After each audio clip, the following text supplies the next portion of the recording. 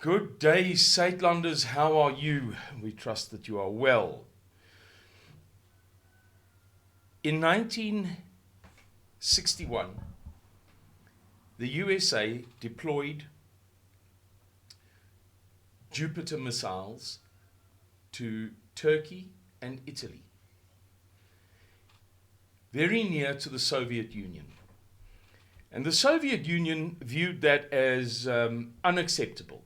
Their mentality was, it's well and good that we hate one another, communism versus capitalism, but you're far away from us, we're far away from you. And that's a good thing. Once you bring nuclear missiles onto our doorstep, you make the playing field not level anymore. It's entirely skewed in your favor. And so we have to do something about that. And so it was that the USSR, the Soviet Union, deployed RS-12 and RS-14 nuclear missiles to Cuba. There were a couple of other minor reasons too, but that was the chief reason. When, after the October crisis, the Cuban missile crisis, that should be called the Turkish missile crisis, really, they negotiated, or during, when they negotiated the Soviets to remove their missiles from Cuba, and light strategic bombers, Ilyushin 28s, if I remember correctly. They agreed that the Americans would be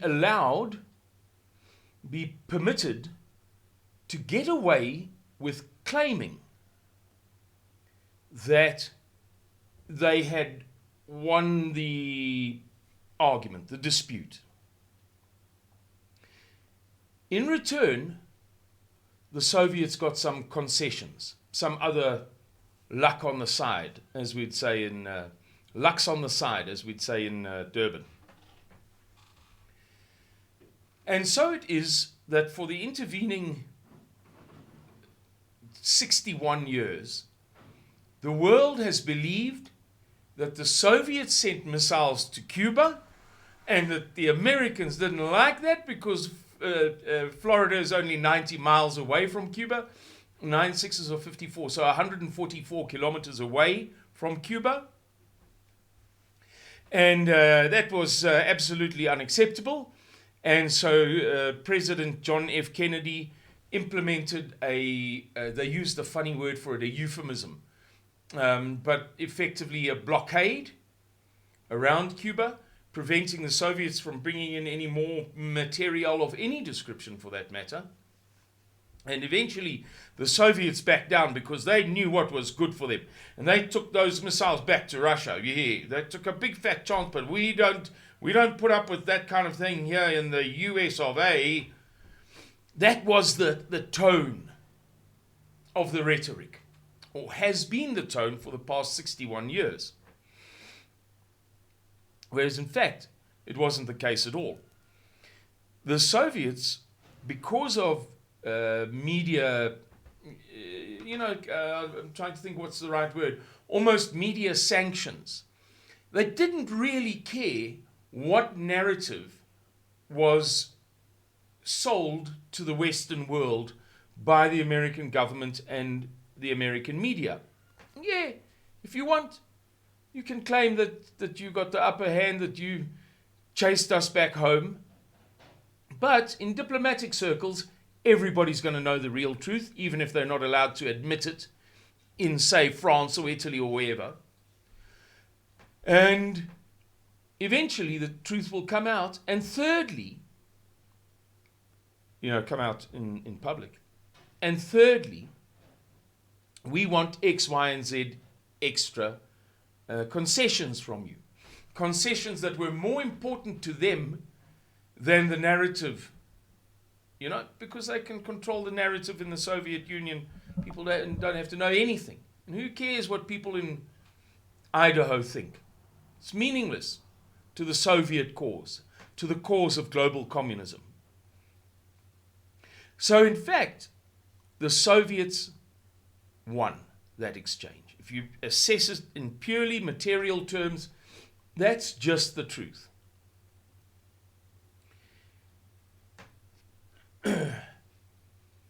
Yesterday, Tuesday, the 14th of March, a Russian fighter jet and a United States MQ-9 drone, the Reaper drone. We've all seen pictures of them, you know, with Reaper underneath. Photograph of US Reaper drone. And they're featured in movies and so on. Those big, powerful drones, those super duper ones, one of those and a Russian fighter jet were involved in an altercation over the Black Sea. And the Russian fighter jet eventually bashed the drone into the Black Sea. This possesses some echoes of the Cuban Missile Crisis. What the Russians are saying is, once again, you play on your own terms. Everybody knows and understands the Monroe Doctrine. And the Monroe Doctrine is a policy whereby the USA reserves for itself the right to meddle in any affairs, of any description, in the Americas. It can depose people, it can have people assassinated, it can, as a matter of doctrinal policy. They say that the North and South Americas, so beginning at Canada above, then the USA, then Mexico, Panama, etc., all the way down to the last two, namely Argentina and Chile. Anything that happens here, this is our neighborhood. And we're entitled to meddle in any domestic affairs how we choose.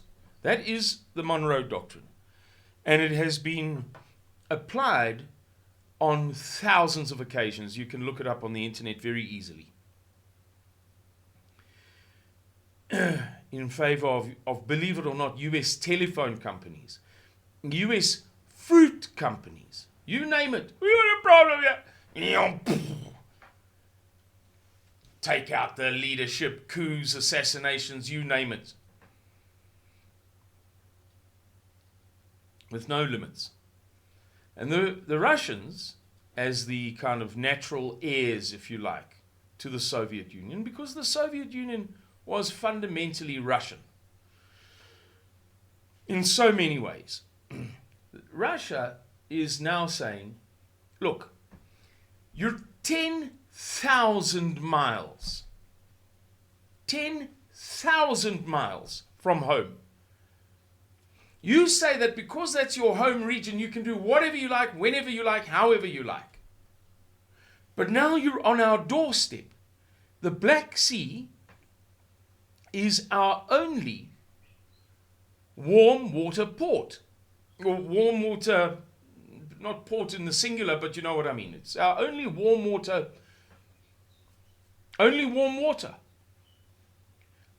Particularly in the West. Russia obviously runs all the way across Eurasia to above China, to the Pacific. So from the Eastern Atlantic Ocean to the Pacific. And it's very located very high up in the east. So it becomes narrower. And China's in the way there. Korea, North and South Korea are in the way. Mongolia. So the ports that it has in the Pacific are fundamentally cold water ports. This place, the Black Sea, is very, very, very important to us. It's where we live. This is like the Gulf of Mexico to Florida and Louisiana and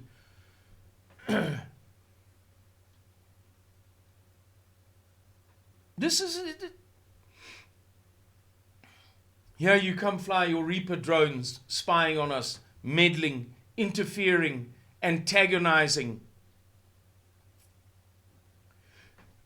But they didn't want to shoot it down, because that would have escalated the war too much. Or the special military operation, or call it whatever you like. So they used, I believe it was a MiG-29, to bash it down. You know, I suppose it flicked it with its wings or something. Lost control and damaged the propeller. There are all sorts of stories coming out. One is that the Russian jet dumped fuel on the drone to kind of hamper it, or, you know, harm it, do it harm. But I researched something earlier that suggests that that is not true.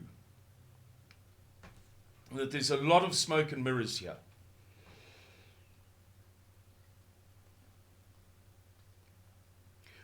One way or the other, the United States of America had a drone flying in international airspace. I should have mentioned that. In international airspace, but in Russia's backyard. And so Russia got rid of the thing without explicitly firing arms at it. And that was Russia's way of saying, buzz off. We're not going to allow you to perpetually increase your involvement in the broader Ukraine conflict. And I put it to you, ladies and gentlemen, that this echoes in reverse, is perhaps a better way of saying it, the Cuban Missile Crisis perhaps in another way too. In this first direct contact between the USA and Russia in the Ukraine theater has gone Russia's way. Russia has scored a goal, the USA has nil. Does that mean that it's going to end that way? Of course not. The USA may end up giving Russia the hiding of their lives by the time that this thing is over.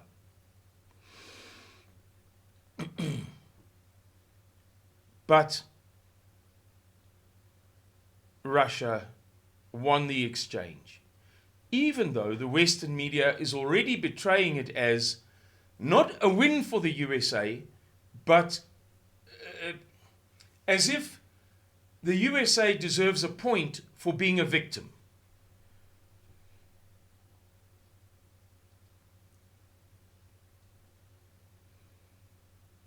I don't think it's that way, and I don't think, well, clearly it's not that way. The USA is not a victim. I do think that it is an evil portent.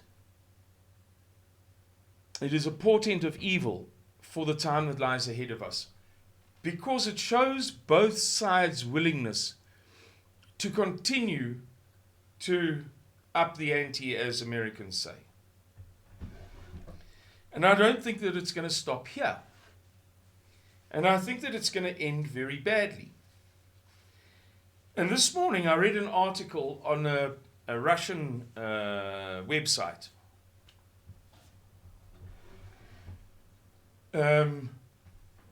Pravda, in which they write about why it's not yet time to use nuclear weapons, as if it's a serious proposition. It would be like if I had a dispute with a neighbor, and I came in. I'm not married. I'm a bachelor.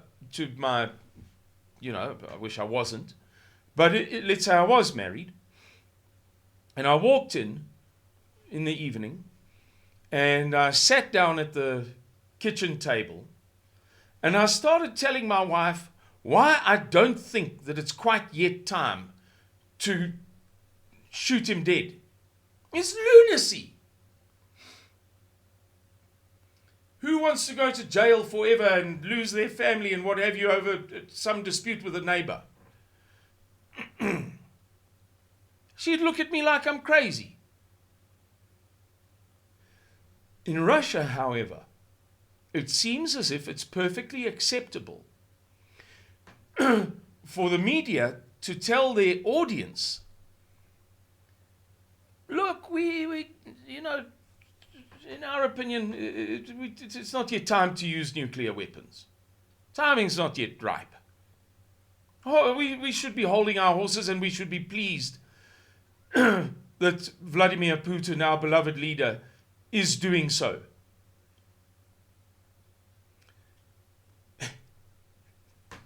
It's madness. It's as if the audience in Russia is getting impatient for action.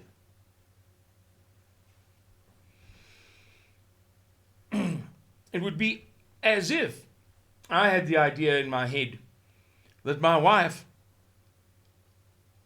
expected me to go over there and stab my neighbor.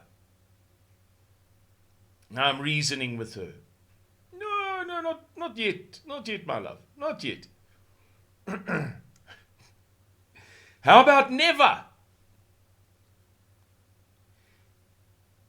And yet the Russians are holding these conversations. I think I might still have it open.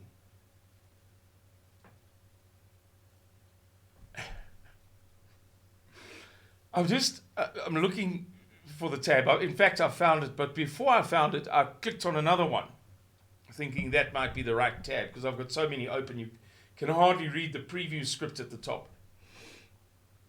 And just as an aside, the Bore and Yasin class submarines, I think they mean, what? Sturgeon and ash, something like that. Ash as in the tree.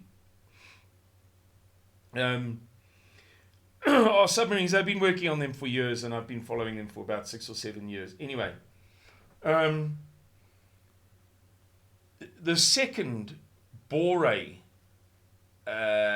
strategic nuclear submarine, Suvorov, has just been, the displacement is 24,000 tons. It carries 16 Bulava intercontinental ballistic missiles.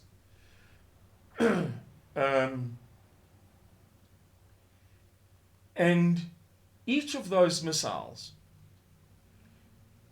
carries 10 warheads that are independently controllable. So you send up the missile, it gets to a place, wherever, let's say over Europe, and it then releases those 10 warheads to go their own way. So heaven forbid, but maybe it's over England, you send 2 to London, 2 to Manchester, 1 to Liverpool, 1 to Birmingham, 1 to wherever. So 16 times 10, 160 nuclear warheads in that submarine. But I'm digressing. It's just phenomenal, and it caught my eye. Here we go. Here's the article. Why is it too early for Putin to press the red button? And it's pointless reading the article. It's just, It is what it is, and you know what it is from the title. The title tells you everything. It's a reasoned conversation with the Russian citizen about why we shouldn't get carried away just yet. Nobody said we should launch nuclear missiles. Were you mad that you even thought of it? But apparently, going by that article, there is some mood in Russia. They didn't write it for nothing. Suggesting that the Americans have poked this bear for too long and now it's time to do something about it. And I suppose from the Russian point of view, it's very easy to hold that opinion, to almost nurture that grievance. Because imagine if you were Russia and you were receiving not SABC, ENCA and EWN and Sky, BBC, ABC, NBC, CBS propaganda, but Russian propaganda, and I read it every day, and it's not heavy. It really isn't. I promise you. If you look at it, like I often use this reference or comparison, like a spectrum, such as the rainbow: red, orange, yellow, green, blue, indigo, violet. 7 possibilities. And number 4, red, orange, yellow, green, is mainstream, middle of the road. Far left is Fanonism. Most people don't. He's the most maniacal philosopher who ever lived. Far left. Far right might be Nazism. I don't know. Fascism. Right, I often use that for political purposes. Now, if you think of it in these terms, radicalism of message, apropos Russia, Ukraine, NATO, EU. If you said, I don't say you must say, but if you said that the mainstream media of Europe and the USA is occupying to the left of number 4 on the spectrum, to the left of green, to the left of the dead middle, maybe 2 places. It's orange or yellow, whatever you like. I would say to you that the Russian propaganda that I read every day is, whether you agree with it or not is not the point. What I'm saying is, it is at least one stage less radical. That's all I'm saying, nothing else. But if you were a Russian being fed that day in and day out, this, what I perceive to be more reasoned arguments, regardless of my sympathies, reason and logic is important to me, and truth and fact. I once I went to see a psychologist, and in the end she said she couldn't help me, honestly. But in this process, she said to me, just towards the end, before she said to me, listen, you're beyond repair. She said, I've come to realize one thing about you. There's one thing about you that is bigger than everything. It just stands out all by itself. It's not. There's no point me saying 3 or 4 characteristics or traits or whatever. She said, you are obsessed by the idea of knowing the truth, whatever it is, as inconvenient as it may be. I said, yeah.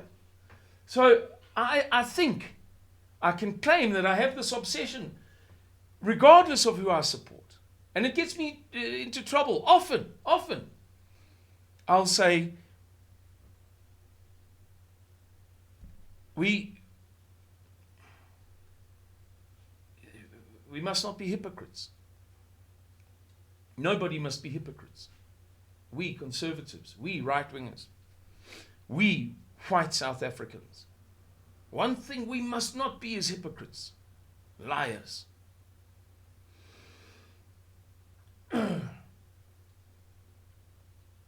And I see far more truth and fact and accuracy and reason and logic in the Russian propaganda than I do in the Western propaganda. And even this kind of moderate Russian propaganda in TASS, Pravda. I don't really follow Russia Today, although I get sent a lot of their stuff. There's a Saitlanda guy who follows them very closely. TASS, Pravda, Sputnik. I mean, it's not dramatic, but if you were a Russian being exposed to that every day, day in and day out, at some point, perhaps you would start talking about, let's just press the red button. In fact, that was like the link to that article. I can't remember, but it's something like, is it time to push the red button? And then the actual headline of the article, once you follow the link, is why it isn't time, or whatever I just read to you. Press the red button. They're using that phrase because, from their point of view, it's simply not acceptable that the USA brags endlessly for 60 years about what a heroic gun-slinging cowboy John F. Kennedy was in chasing those communist dogs out of Cuba with their tails between their legs. And yet comes and does much worse in Russia. Worse in the sense that it cannot be justified as the Russians. This is the Russian point of view. I'm not becoming a commie maniac, trust me. But in the Russian mind, this is much worse because it can't be justified as the Cuban Missile events, the Russian events in the Cuban Missile Crisis could be justified by the Jupiter missiles that the USA plonked in Turkey and Italy. So that's the long and the short of it, ladies and gentlemen. That's where we are now. That's my Malinois.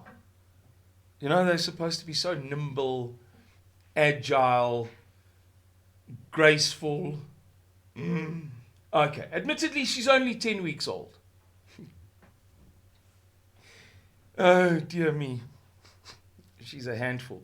You know, they're notorious, apparently, so I'm told, for being unwilling to be house trained. So they can learn to catch balls, they can learn to run up vertical walls, they can learn to, you name it. Crossword puzzles, you name it. But they can't learn where to do their business. It's driving me mad.